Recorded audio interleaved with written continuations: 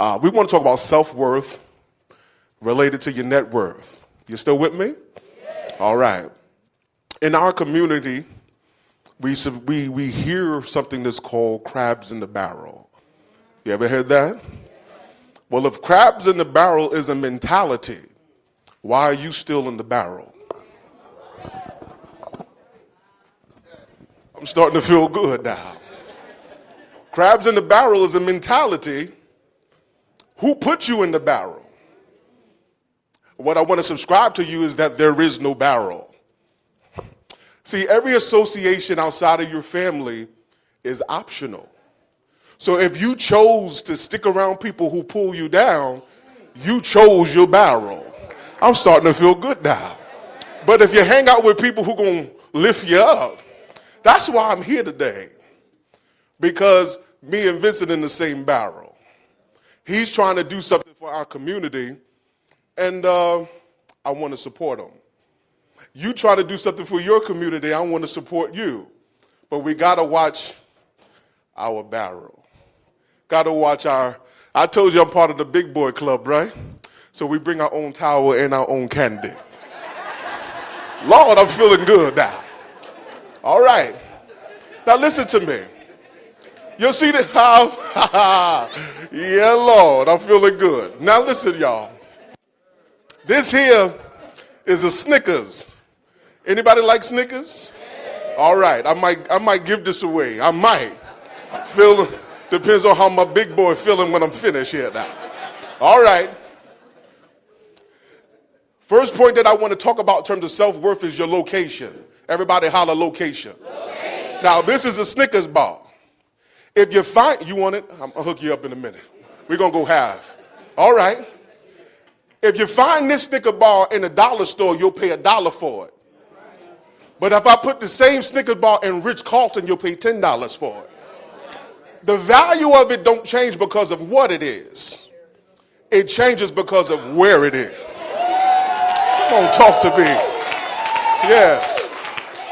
And so, man, I'm starting to feel good now.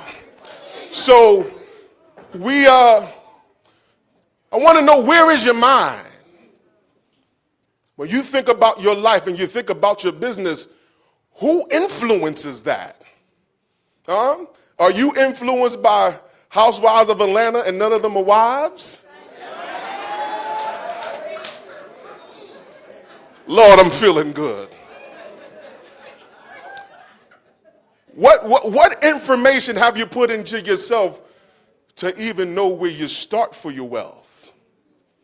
You see, here is this good old Snickers bar. And if you leave it in the dollar store, someone is going to take all of its value without understanding all it took to become what it is.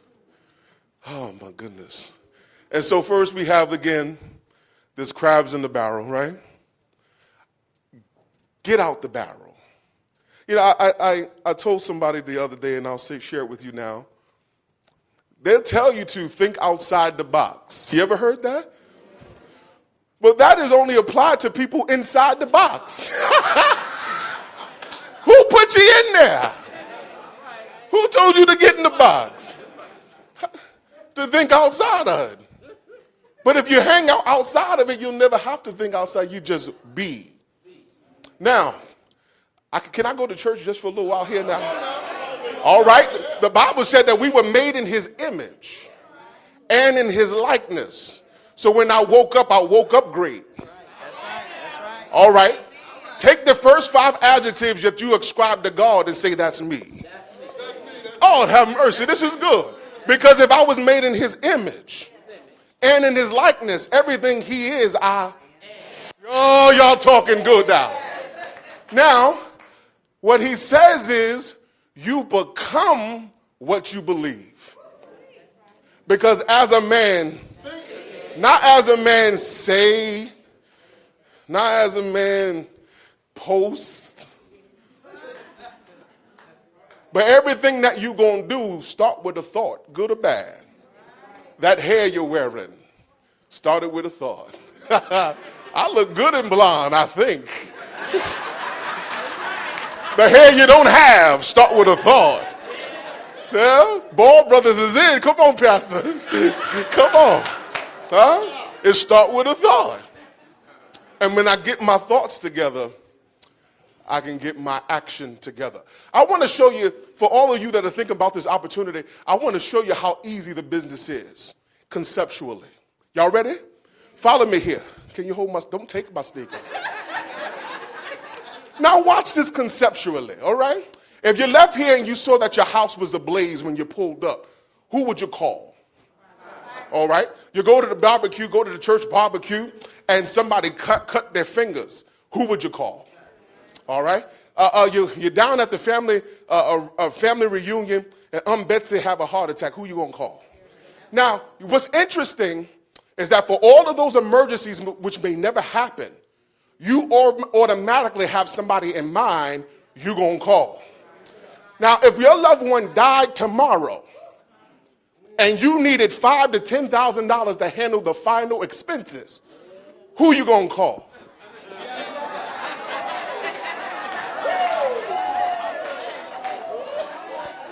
Feeling good here now. Yes, Lord. Yeah, I know you got policy on the job, but it takes some time because she died on a Friday before a holiday and can't nobody gonna be there before Monday night. Yeah, I know you got a policy way back when, but nobody know where the paperwork is. Mama took a loan against that policy, and now where it say $10,000 on paperwork is only really worth $1,500. Come on, talk to me. Huh? Now, conceptually, this is an easy business. You know death is job security for us? Yeah. And the scripture says it's appointed for man to die. So this is not even a matter of if. We're not even talking ifs here. I'm saying when you die, just shove your neighbor and say when. All right? Just when. Now, Lord have mercy, I'm feeling good. When you die, you're going to call pastor. You're going to call the funeral director. You're going to call the ambulatory services. You're going to call the attorney, the accountant. Guess what they want? Money. But when you call me, I'm the only one that can bring it. All right. Thank you. Follow me here, y'all. Everybody that your family, you blowing me off. I'm calling you and you rescheduling appointments. I done traveled 20 miles to come see you in your raggedy house, and you won't even.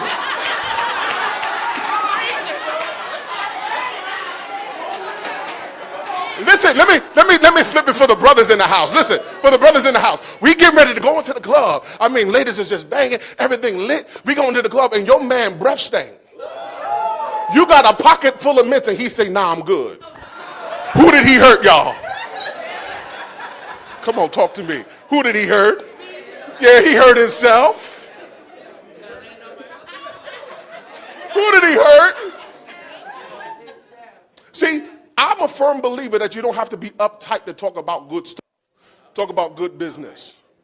All right? Now, Champion, and Mother Batter, she done got all in my presentation. I got to maneuver this thing. I got to do New York traffic here with her now. All right. But let me tell you something about what champions, she told you what champions are. Let me tell you about their impact. All right? Champion makes everybody connected to them relevant.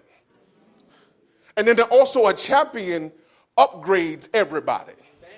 When I say Steve Kerr, he's only relevant because he was connected to Michael. Come on now. Talk to me. If Michael wasn't on the team, you wouldn't know Steve Kerr today. All right, let me try some. Horace Grant. Where he going? You only know him because he was on Michael's team. So because Michael embodied the spirit of a champion, right, he made everybody connected to him relevant. Watch this. But the 14th man on those Bulls teams is still a champion. Even though Patrick Ewing don't have one. Even though Charles Barkley don't have a ring. Even though Reggie Miller don't have a ring. You see, because, watch, oh my goodness, I'm feeling good now. Because the 14th man on the team who never saw the court in real live action, but it's because he was connected to Michael, he became a champion. Huh? Now watch this. We talking about Creed, right? Before Creed becomes the champion, he's the contender. But when he becomes a champion, Rocky becomes a championship trainer. See, Rocky got all the know-how. Rocky got all the experience. Well, Rocky don't got no status. His status is not commiserate with what he think he know. Somebody's got to win a battle. So when you're in training and we're teaching you how to overcome objections, pay attention because somebody's got to win a battle. When we're in trainings and we're teaching you about different products and placement, pay attention because if you are a champion, you are designed to win a battle. This is not a matter of product. This is a matter of impact. Everybody holler impact. Impact. Hold on. Say again. No, I got these notes here. Is that all right? Can I? All right. Woo! Because I got me feeling good. Y'all see me sweating up here now. All right. Okay. Check this out. Anybody ever heard of LeBron James? Or Serena Williams? All right. Wayne Gretzky? Tell me what Tiger, all right? Tell me what they all had in common. You think so? That's one thing that they have in common. Tell me something else they had in common. They was the master of their craft. So they're champions and they're masters of their craft, and they have one more thing in common. For the sake of time, let me cut to the chase. They all had coaches. You see, some of y'all smelling yourself. You done got a ring. Can't nobody tell you nothing. You done got a few checks. You don't come to the meetings no more. Am I talking right here now?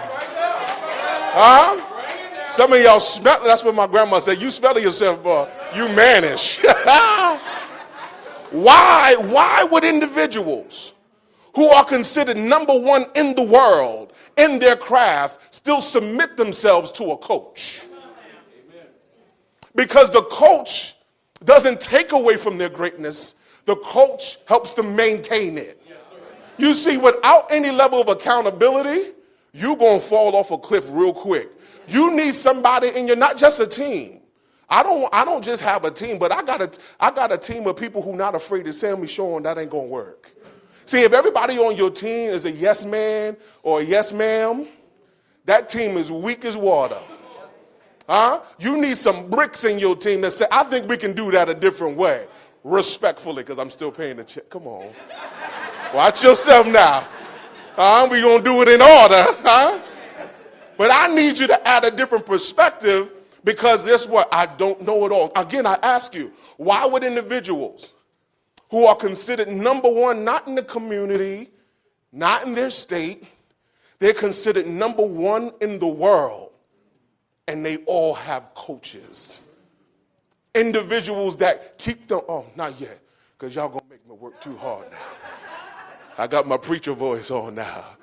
You hear me? All right. So I wanted to submit that to you. Please never get so big that you can't be taught. Huh?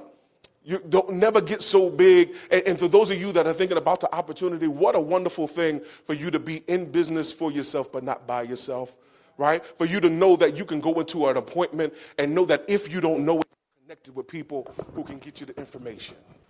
Christ died for everybody. Y'all still with me? That means that every life has value. And if every life has value, then that means that every life ought to have an opportunity to be insured.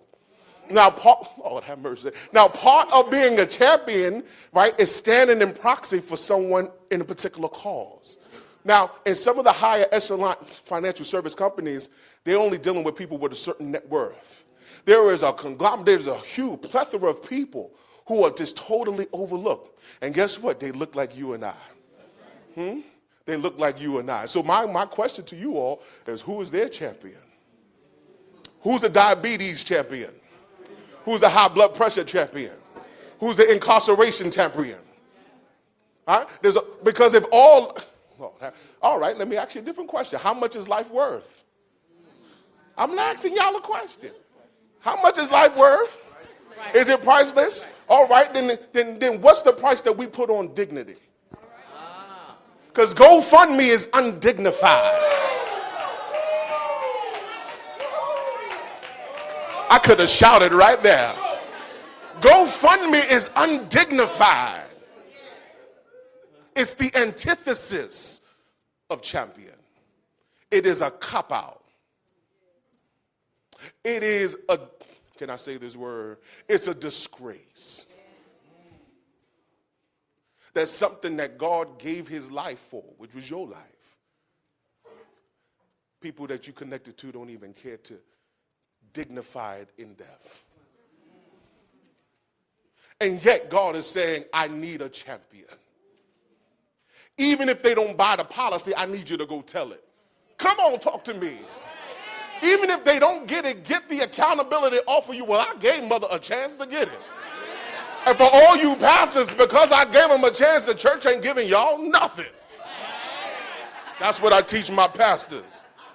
Bring me in your church to teach your people so your church don't have to pay for the people. Let me say it one more time, and I wish I could do it in Spanish. Seguro de vida, muy importante para tu.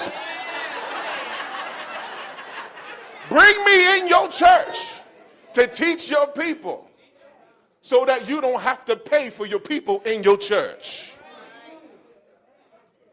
Because rest assured, as mother been giving her dollar tithes and offering, that family looking for $7,000 to bury her.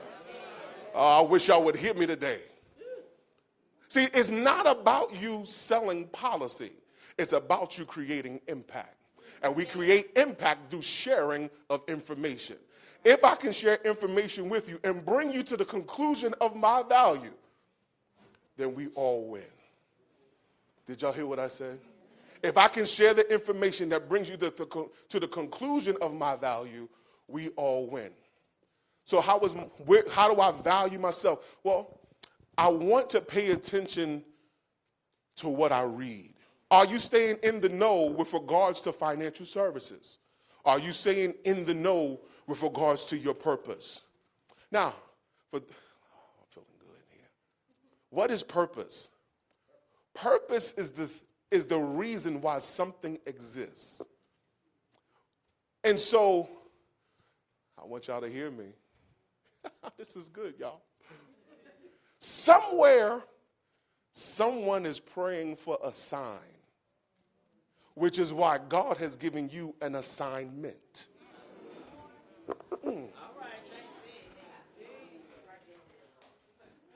Somewhere, somebody is saying, I don't know what we gonna do. Mama just got out of the hospital having a heart attack. Daddy just got triple bypass surgery, and we've gone everywhere else. And we don't know how we're going to get the finances to take care of what we know going to happen. And here you all won't even say good morning to it. Somewhere, slow, talk to me, y'all. Somewhere, someone is praying for a sign.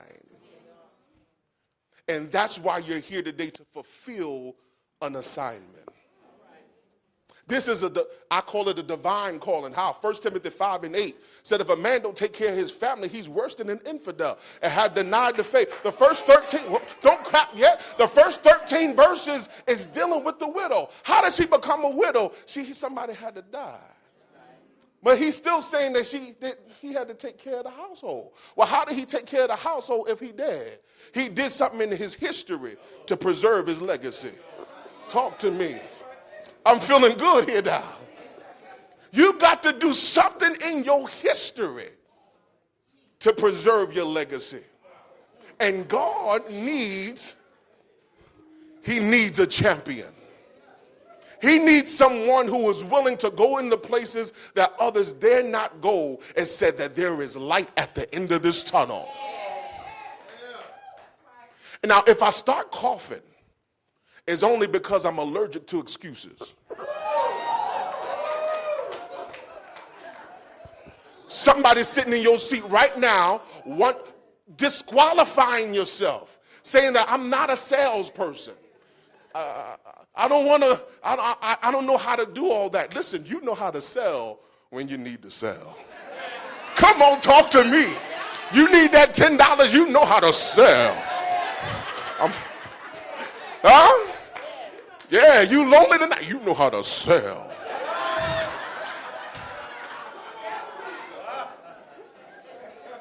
You know? And it's so funny to me because people will get on the gram, people will get on Facebook and rep their hood, but won't protect their hood.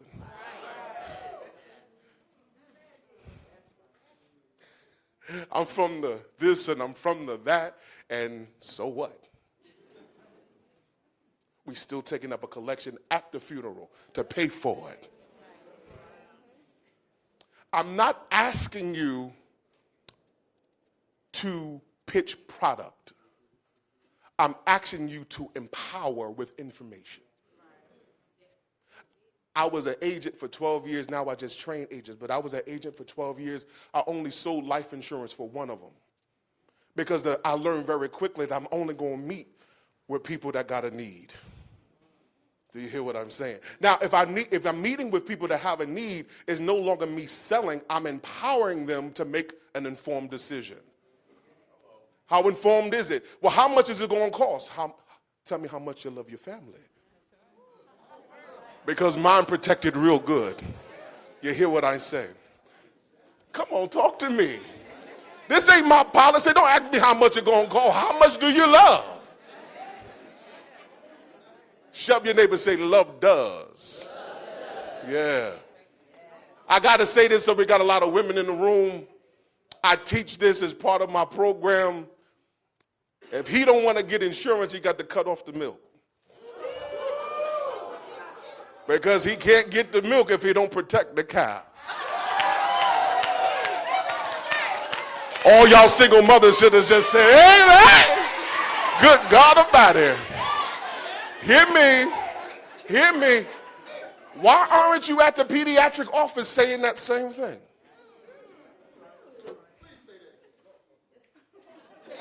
Because there's a lot of single mothers, a lot of teen mothers going in there, especially if they're in their third trimester. They got to go every week. I put a tent right there on the corner, said, come see me when you get out. Huh? Why aren't you in churches? Churches are a microcosm of an entire community. I know I'm running out of time, right? But everybody that you want to work with, go to church. The attorney, the doctor, the blue-collar workers, they're all there. So all I really have to do is just pitch my tent in the church, and I can get all the other industries that I want. Why aren't you doing it? Come on. The work is easy. The work is easy when you break it down to practical steps. What's hard is your mentality. Because we looking at the payout. We looking at, oh my God, $100? And I can get so and so and so, but you got to get up and get that 100. You got to get out the bed, brother. You got to get out the bed, my brother. If you going prospecting at 11 o'clock, you done missed your 100. Because the working folks is already at work. You need to catch them on the way. Where are they going to get their bagel in the morning? Where are they going? New York, we do bacon, egg, and cheese on the roll. Where are they going to get their breakfast? We went to the Waffle House 3 o'clock in the morning. It was full. It was packed. And we're going to get two policy out of there just having a conversation. Don't ask them if they have insurance. Ask them what's the name of their insurance agent. Right? Because if you ask them if they have insurance, they're going to talk about the policy they have on the job. But if you ask them if they have an agent, most people don't remember the agent name. And so you just give them your name. Hi, I'm Shaun. I'm your agent. Do you hear what I said? You could break this down. Break it on down. Huh? So I want you to watch your location. You are devalued not because of what you are, but where you are. Watch your mindset. Watch your placement. Watch your connections. Everybody need a coach. Everybody need a mentor. Everybody needs a system of accountability that they have to answer to. It'll keep you honest. It'll keep you honest because some of y'all talk about, yeah, I wrote 5 apps. Like, you ain't write no 5 apps. Oh, my Wi-Fi went down. I couldn't complete that. Lying. Trying to keep your manager off your back. Yeah, I'm about to write it right now. Lying. Don't you know they look at monthly reports? Liar. They wonder why you don't have no check coming in here now. Oh, my Wi-Fi went down. Lying. Lord have mercy. Be accountable. They laughing because they know this boy lying. Look at him. By the time you know it, they phase on out the business. And what's worse, when they phase out the business because they didn't do what they were supposed to do, they're going to call you and convince you to give up too. Hang up on them. I'm telling y'all what I know, not what I think I know. I said hang up on them. Because I'm called to a higher purpose. I'm called to fulfill assignments. I pump pumpers. That's what I do. My clients are people who are called to serve other people. So the question is, whose shoulder does the shoulder cry on when the shoulder need to cry? It's a trick question because the shoulder was built for it. Y'all got to catch me here. See, the shoulder don't cry but so much because it was built to shoulder the pain. So the shoulder ain't looking for another shoulder to cry on, but it does need something to lean on. Did you hear what I say? And so we pump pumpers. We stand in a room with people just like yourselves and say, you know what? You already made it, now you just got to do the work. I want to prove it to you by the scripture. Can I do that? And then I'm going to be finished. I'm going to be done. Psalms 100, about verse number 3 or 4. He says, know ye that the Lord, he is God. It is he that hath made us, and not we ourselves. Wherever you, watch he, M-A-D-E is past tense. So wherever you're trying to become, God already, come on.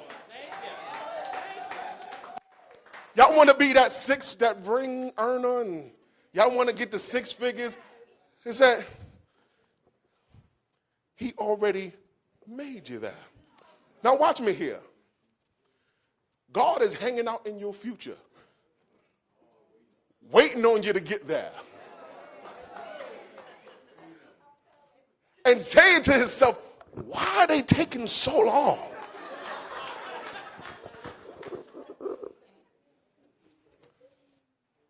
Y'all still with me? So, I want y'all to hold on to this. I want you to tweet it. I want you to Facebook it. Your future is God's past. So trust him with your today. Oh, that's good stuff here now. Did you hear what I said?